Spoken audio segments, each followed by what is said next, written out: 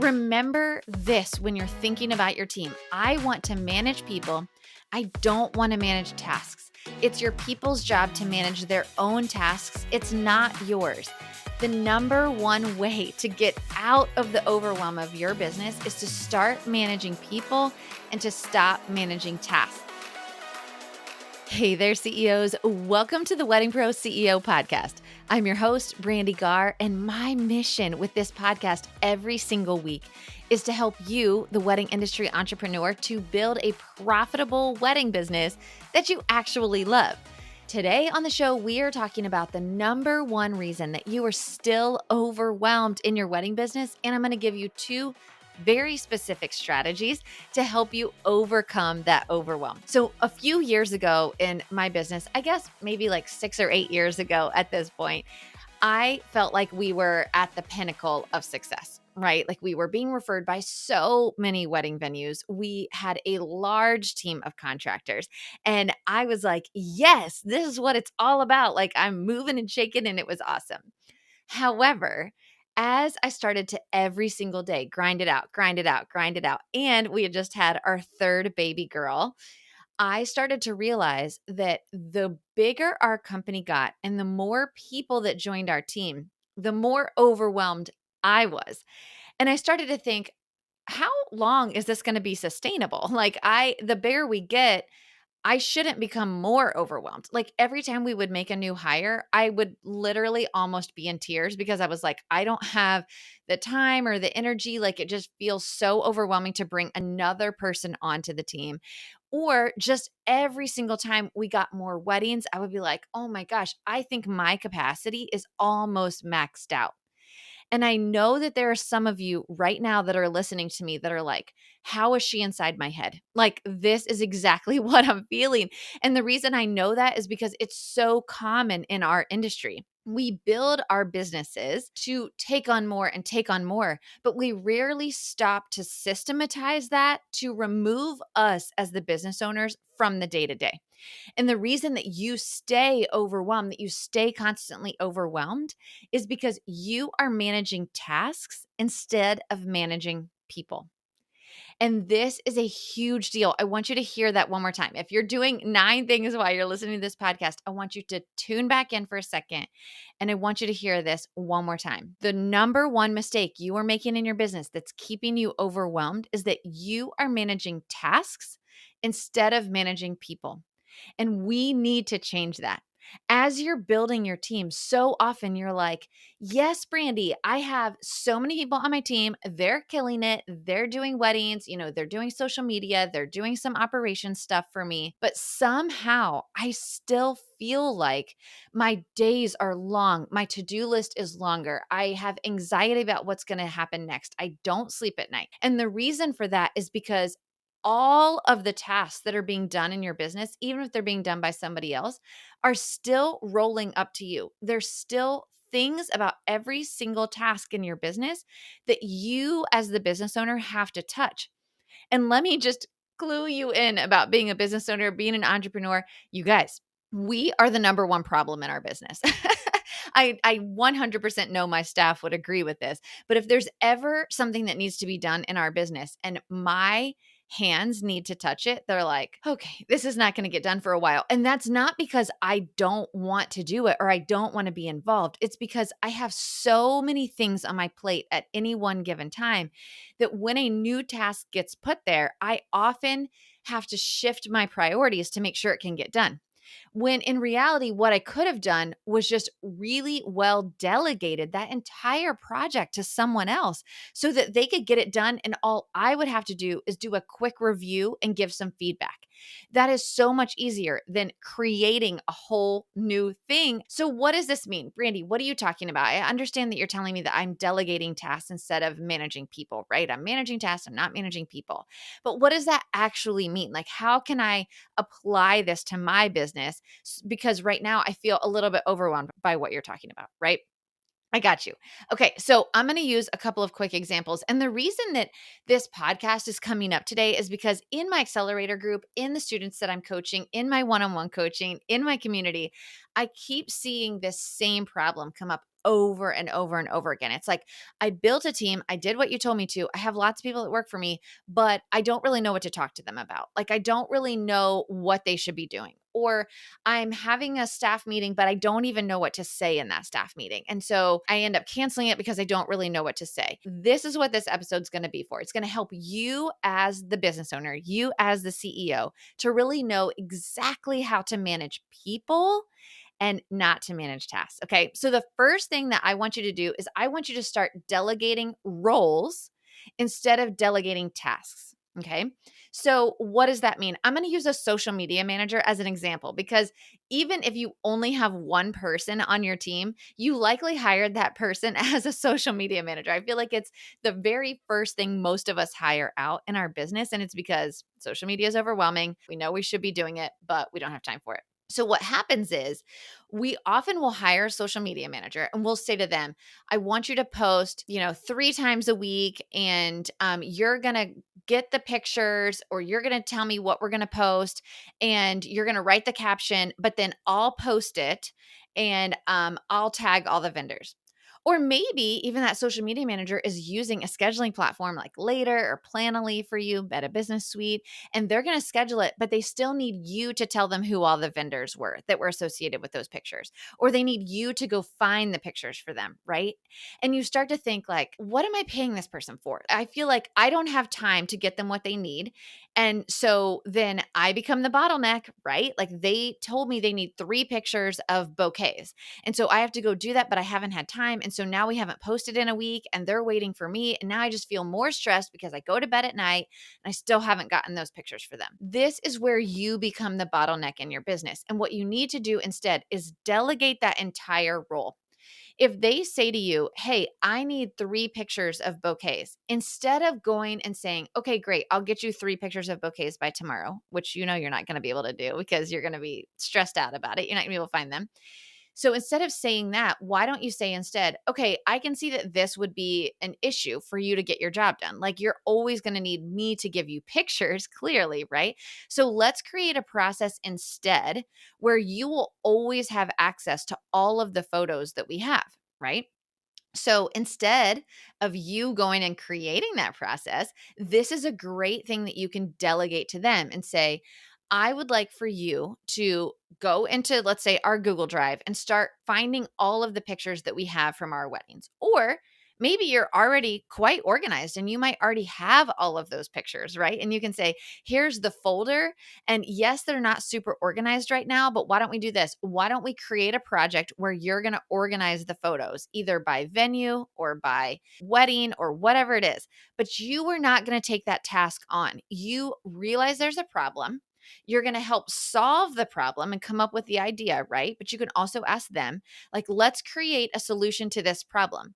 The solution isn't every time we need to make a post, me as the business owner needs to go find pictures for you. That's not a great answer to your problem.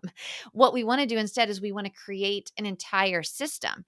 So let's figure out how, instead of you getting those pictures, that your social media manager can actually go get those pictures themselves. So whatever that looks like, you're going to delegate that to them to go figure out. You can be part of the solution. You can help create the idea. You can help create the solution, but you're not going to actually go put it into action. They are going to go put that into action. Okay. So pictures would be one of the things. Another one would be that maybe they're posting all of the posts, but they need you to tell them which vendors were involved in this. Again, this is where I want you to say, okay, I can see that for you to continue doing your job every single week, you're always going to need to know what vendors to tag in these photos or in these posts. So instead of me having to get that for you every time, let's create a system, a process by which you can go get that information every single time. Now, a tip for you in my business, the way we do it is that we have a Google Drive that is shared by everyone on our team. Every time we get pictures from a photographer, we label that folder. We download them into a Google Drive folder called wedding albums by year. So each year has its own folder, and then subfolders underneath that with the name of the wedding and where it was. Okay. And then within that folder, we've got all the images. And then we also add their final timeline. So if you're a DJ or a florist, a photographer, any other kind of a vendor besides a planner, you can take the planner's timeline and you can save it there, right? Because they're going to have all of the vendors labeled on that timeline. If you're the planner, obviously you've got your own timeline, so you can save it right there in the folder as well. But if you don't have a timeline, if there wasn't a planner, then you can quick make a note, a Google Sheet, something that has all of the Instagram handles of the vendors that were on that wedding, and you save it into there when you get the images. That way, forever and ever, when your social media team needs to go pull images from that folder, they will know who to tag in those pictures. The thing that you need to understand is that it needs to be systematized so that you get removed from the process, right? So when you get images from a wedding, this is actually a great thing for your social media manager to do as well. Instead of you as the business owner having to download those images and then go find all the vendors that were associated with that wedding. Absolutely not. Forward the images to your social media manager, ask them to save it in your system that you've created. Also ask them to make sure all the vendors are labeled in that folder, and then forevermore, they will have access to those images. The other thing I want you to think about is, instead of calling this person a social media manager, really this comes down to semantics, but it's really something that can play a mind game on you. Instead of it just being, this is my social media manager and they make posts for me, consider making their job title be maybe a marketing coordinator or a marketing director, right? Either of these two titles would be helping both you and them to understand that their role encompasses everything that your business does having to do with marketing.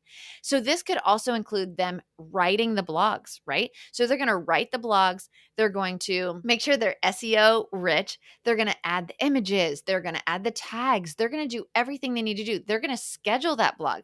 They're also going to write the social media posts that go along with it. They're also going to create the reels that go along with it. They are going to help get you published in different magazines and different blogs and things like that. Everything that has to do with marketing for your company, they're going to come up with ideas for blogs. They're going to come up with ideas for social media posts.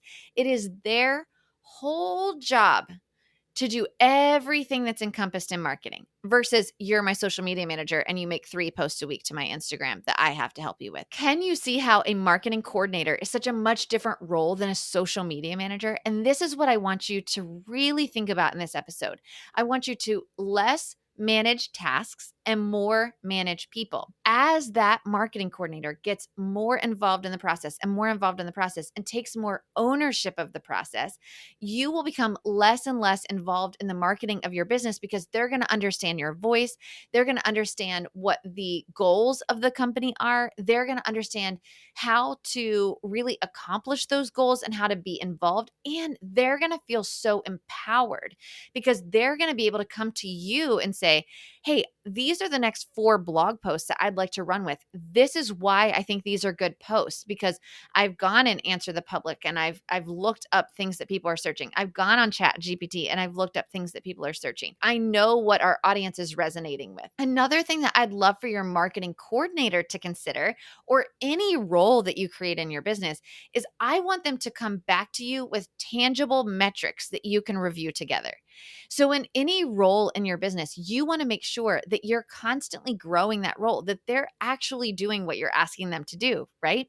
So a great example of this, I'll go back to that same social media manager / marketing coordinator, is I want your marketing coordinator to also track their metrics every single week.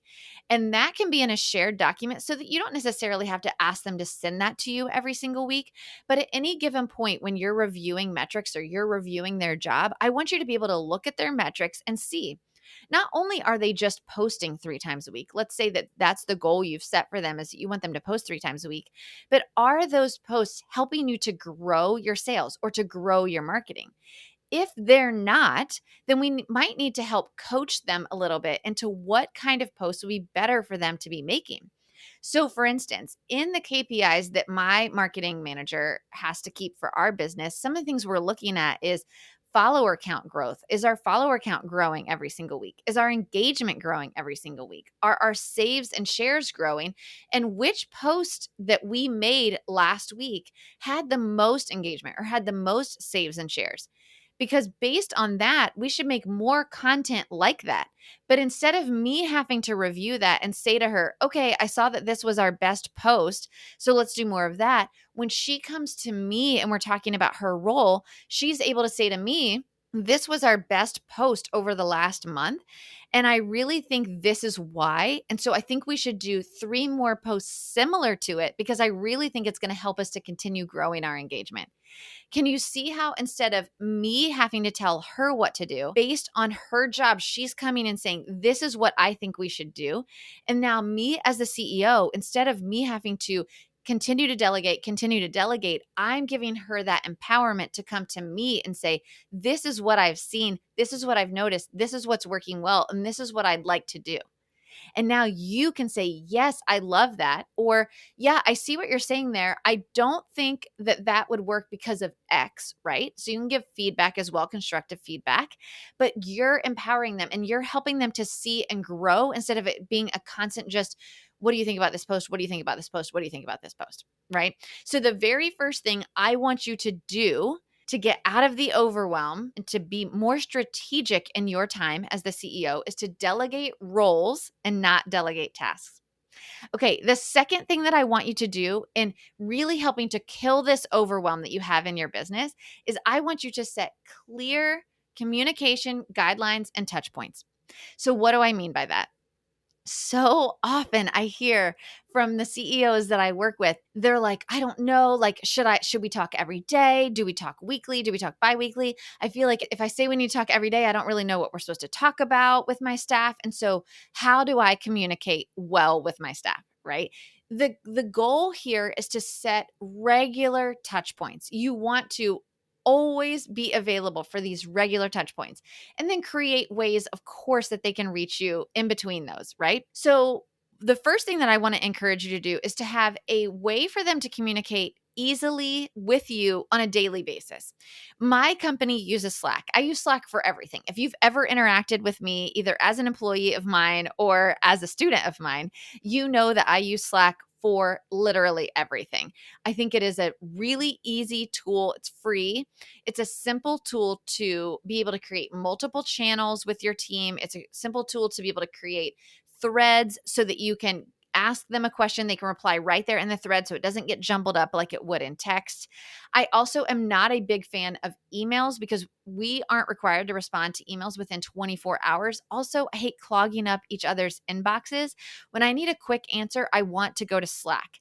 So what we talk about with our team, with our staff is if you need a quick answer. So if it's like, hey, where's the photo for such and such, right? Or is there payment back for this client yet? Whatever, anything. Then that's a Slack, right? That's a real quick Slack, and you can do that on a daily basis, right? Now, if it's a project that one of them needs each other to do, or if it's something that isn't urgent, then that's an email, right? We don't need to go to Slack for something like that. If it's a project or if it's not urgent, if it's something like an FYI, that's an email to each other, right? So you want to be able to create those real easy guidelines so that you don't have some things being emailed and some things being texted and some things being voice noted. Like that's confusing to everyone. So we try to keep it very, very clear that Slack is where our communication for our team goes. Don't text each other on iMessage. Please do not Facebook message each other. Don't have any other way to communicate except through Slack. So we keep all of our team communication through Slack. If it's a project or it has lots of detail, we're going to go to email. That's what that's for. Otherwise, we're always in Slack. Okay, so that regular communication. The second piece of this is I want you to have very consistent team communication, team meetings, right? So this is what we call our staff meeting. Now, some of you are like, Brandee, I literally have one staff person and it feels ridiculous to have a staff meeting.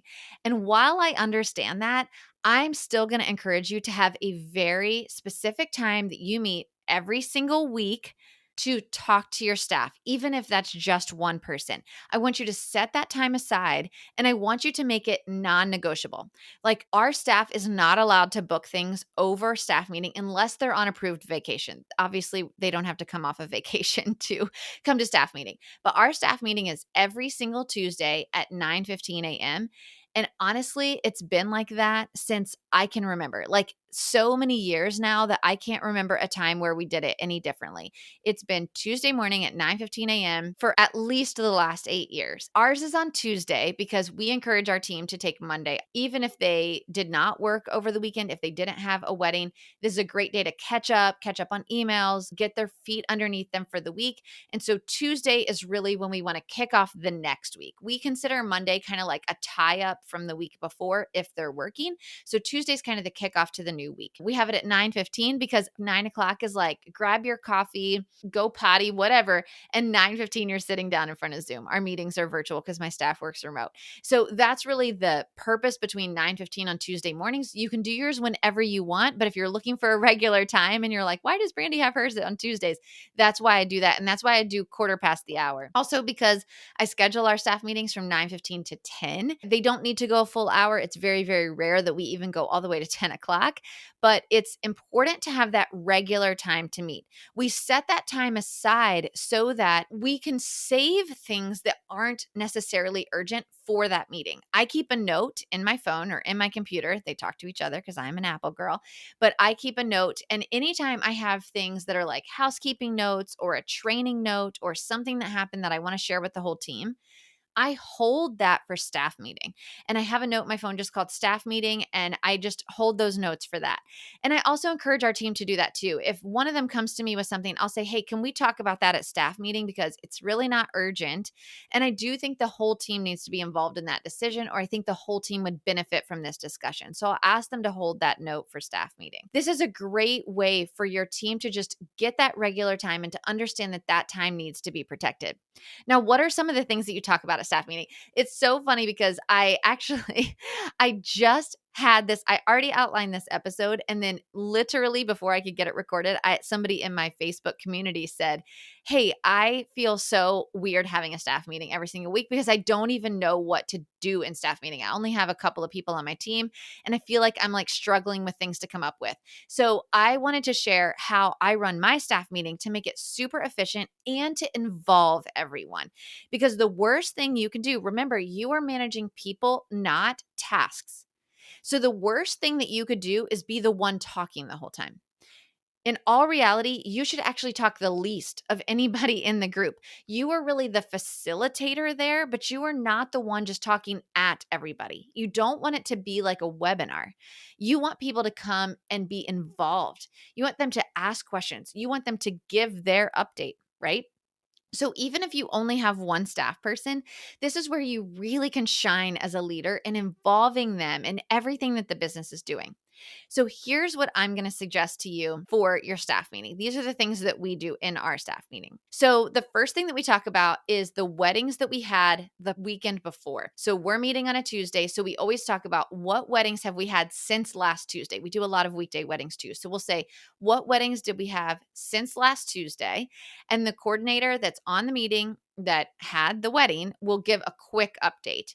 It's very, very brief. What you don't want to do is get into a rant session or recap the whole wedding. Listen, you could be there all day during busy season, right? And we're trying to be efficient here. So what we're really looking for is, was the wedding great? Was the couple happy? Was there any learning moments? Was there anything that happened that maybe the whole team could learn from? Were there any vendors that were a huge challenge that we might need to be wary of next time? Were there any vendors that were amazing that we would love to work with again? And any follow-up that needs to happen from that wedding. So we kind of go through that. So everybody that had a wedding from the past meeting till now will go through their weddings and give a quick update.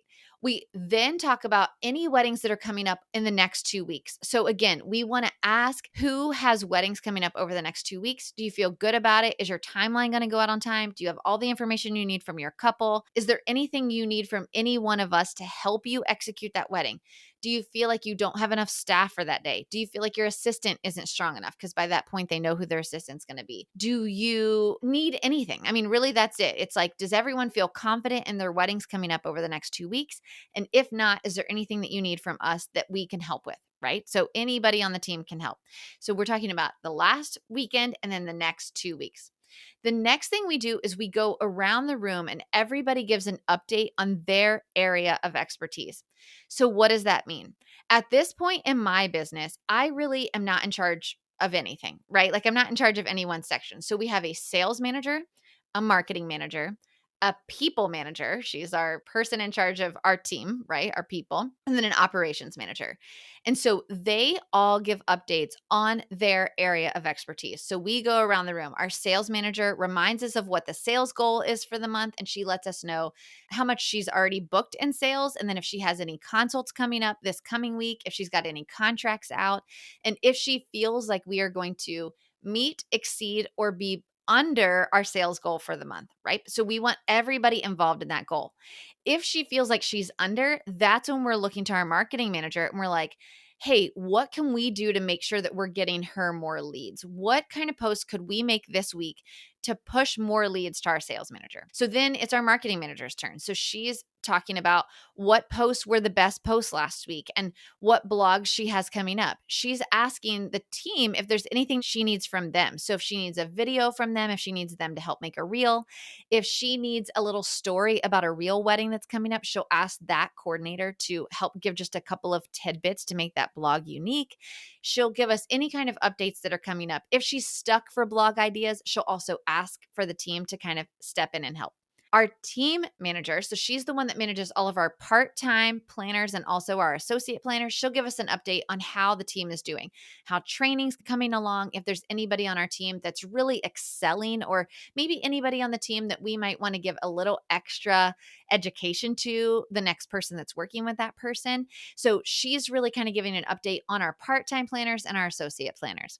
And then lastly is our operations manager. So she's giving an update on any CRM updates that have come in, anything that she sees that is not working in our systems, any just general housekeeping notes she's going to give as well. And then lastly, I'll wrap it up with any housekeeping notes that I have. So if there's been any industry changes or just anything that I thought was an interesting article that I read over the last week that could be helpful to the team, I'll add that in. And then if there's any major topics we need to discuss, oftentimes we'll discuss as a team together pricing changes, or if we've been seeing the same challenges come up over and over with clients, we'll discuss, is there something different we need to do to our process that could help us to not have that same challenge again? We'll discuss that as a team, and that's really my job to facilitate that discussion. I want you to hear this and understand how our business runs having a fully developed team. But you may be listening and think, Brandee, I don't have that big of a team. It's just me and one other person. So this feels overwhelming. And I totally get that. What I want you to do in your staff meeting is still consider these 4 areas of your business that you will eventually have people filling all of those roles. Right now, you might be filling 3 of those roles and your team member might be filling 1. Right. And so that's totally okay. But what I want you to do is I want you to involve that team member in the business. You want them to be so invested in the business. So give them updates. Say to them, hey, our sales goal for this month is $10,000 and we've already hit 8,000. And I'm so excited because we've got some really great clients that we're signing on right now. And I still need to book one more wedding. I have a couple of consults coming up, so I feel really good about it. Do you have any ideas on how we could maybe get more leads coming in the door, right? Let them get invested. Going back to our marketing coordinator example from the last strategy, if they're in charge of marketing, really get them invested and ask them to communicate to you in that staff meeting what they have coming up or what they might need from you. Ask them, what blogs do you have coming up? What social media posts do you have coming up? Report back on your tracking of the best posts and things like that over the last week. I really want them to be invested in the business. I want them to be involved in the business. So you want to ask for their feedback, ask for their help, ask for them to produce ideas for you that can help grow the business. Giving them an idea of your sales goals and how you're pacing to the sales goals and what things you're doing in the business to grow it coming up is a really, really excellent way of getting them involved in the business and helping them to feel ownership over what you guys are doing. Okay, you guys, I'm hoping that this helps to give you some really tangible things that you can do and to rethink how you're managing this team that you're starting to create. Remember this when you're thinking about your team. I want to manage people. I don't want to manage tasks. It's your people's job to manage their own tasks. It's not yours. The number one way to get out of the overwhelm of your business is to start managing people and to stop managing tasks. This is so, so important. And I hope that these two strategies that we discussed in this podcast will really help you to be able to get out of that overwhelm and get out of that day-to-day and really start that transition into stepping into your role as the CEO of your business. You guys, thank you so much for being here, and I hope to see you next time.